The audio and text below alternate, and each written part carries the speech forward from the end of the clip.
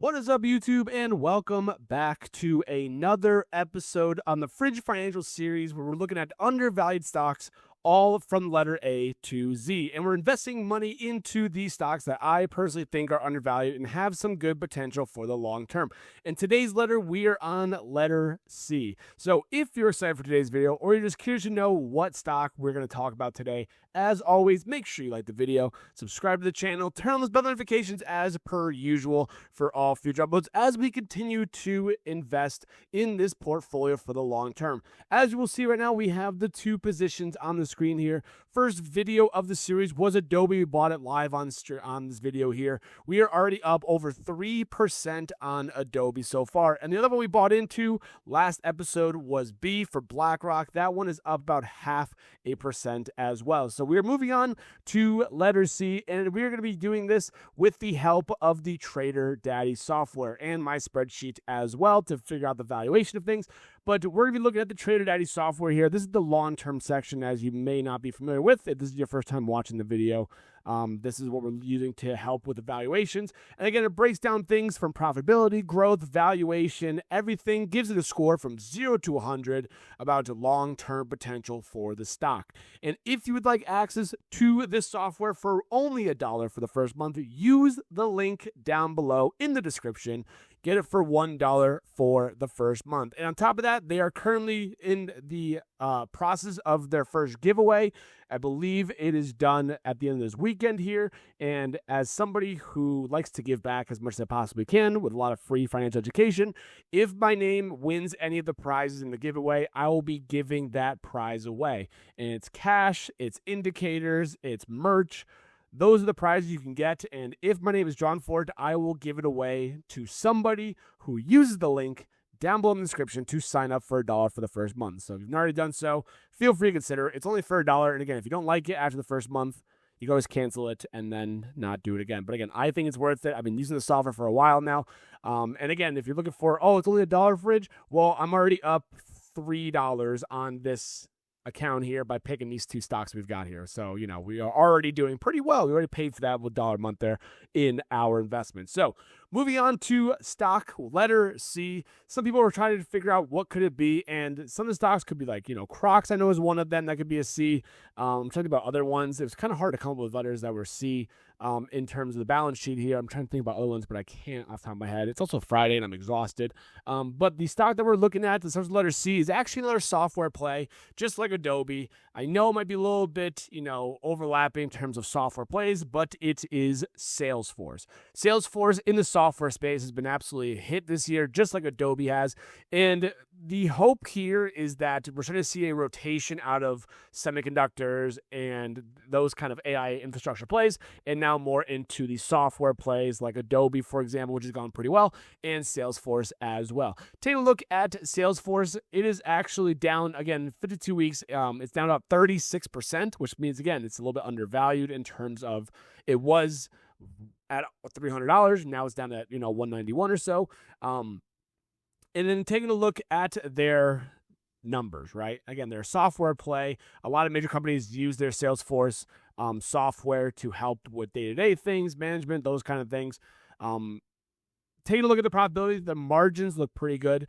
18.7% net margins after paying everything out. Very, very good numbers. Operating margins good. Return on assets and return on equity is pretty okay as well.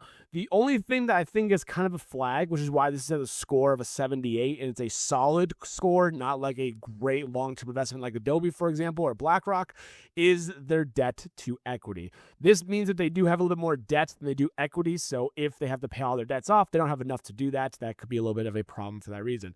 Salesforce, after the last earnings report, I believe also announced they're going to borrow to buy back shares, which is an interesting play to think about because usually you just buy back shares with the amount of cash you have in your accounts, but they actually borrowed to buy back shares.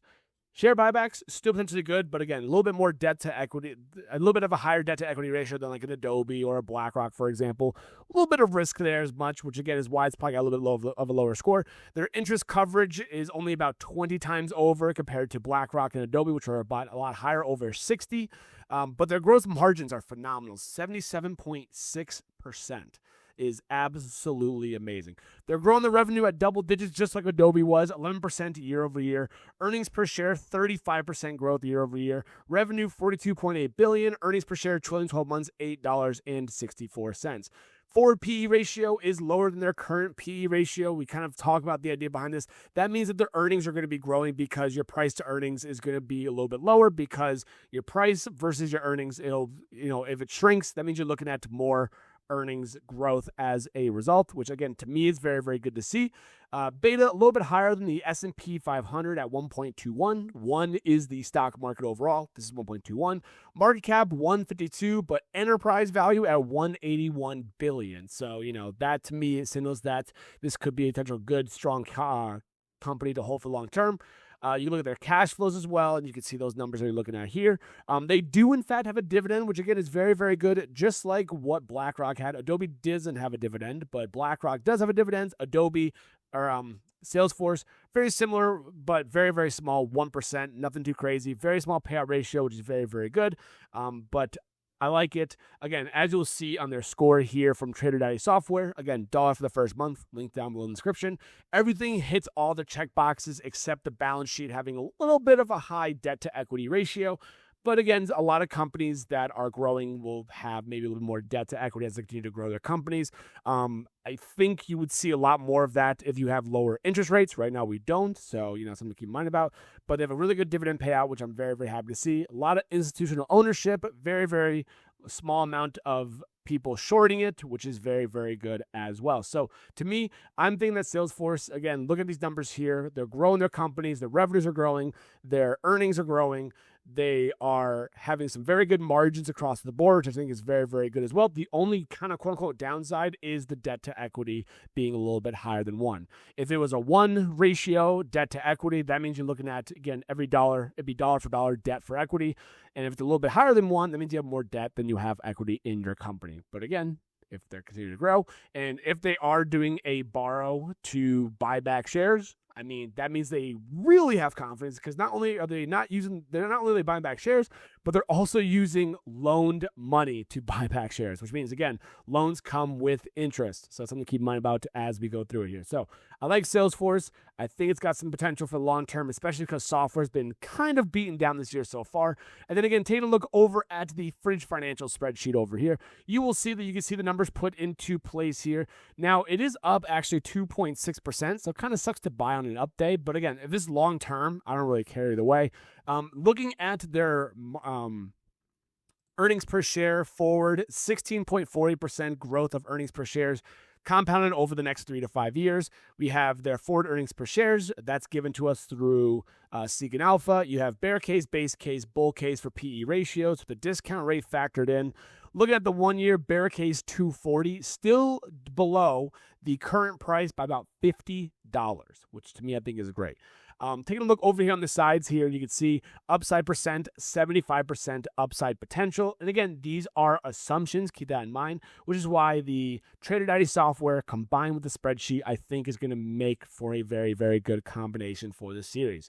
Even if Salesforce goes up like 10, 15, 20% instead of the 75% that's on here, we're still doing pretty good and making some money long term, which I'm very, very happy to see on the stock here. So you take a look at the numbers that we see here. Again, this is coming in at a pretty good buy. Not as much upside as Adobe, but more upside than BlackRock as we saw from the last video here. So for me, I'm going to go onto my Webull account and I will then show it on it'll pop up on my screen here and I'll go onto the account and show you guys. Going into Salesforce, I'm going to buy up some positions of it live on this video here for you guys to take a look at and see. Let me make sure to go over to here. We're going to go over to US dollars. And again, I only have like $1,500 in this account to invest into it, but I'm hoping that long term we can hold these stocks and see how it goes in the long term. And maybe at one point with the figure out if we should sell or not, if we're up a good amount. I don't really quite know. But we're going to go in with $70 on Salesforce. Going to go ahead, hit buy. We're going to get a fraction of a share. And there we go. And as you'll see in the bottom left corner, order got filled. We got a little over a third of a share of Salesforce as a result of it. And if you want to take a look at it on the Webull brokerage account, you will now see we've got BlackRock, we got Adobe, and now we got Salesforce in the mix. So that is letter C. Again, taking a look, if you want to look at the stock and see how I charted it out over time, you can actually see that there is been some decent pullback in the stock here. Taking a look at the daily chart. Let me see if I can actually move this down a little bit. Now that we can move that, boop, there we go. Taking a look. As you will see, the stock has again absolutely slaughtered. It was over $300 at one point. And now, as you'll see, it's on a nice little, recovery phase here. Looking at my levels of potential resistance I can go up towards would be about 209, 210, which again is still about like a $20 upside potential per share. That is still looking at a pretty decent amount if it runs up to these first levels of resistance. And we can take a look here really quick and to see what that would put us at. That would make about 10% move to the upside in the near term here potentially. So that'd be very, very nice to see, but we shall wait and see. But thank you guys so much for watching today's video. Again, stock for letter C that's undervalued in the portfolio that we now have, Salesforce. Another software play, I know, but I think there's some potential in the stock for the long term here. Their numbers look great. Their balance sheets look great. And again, if you do want access to the balance sheet as per usual, feel free, go on to TraderDaddy software. $1 for the first month. Link down below in the description. You get it for $1 for the month.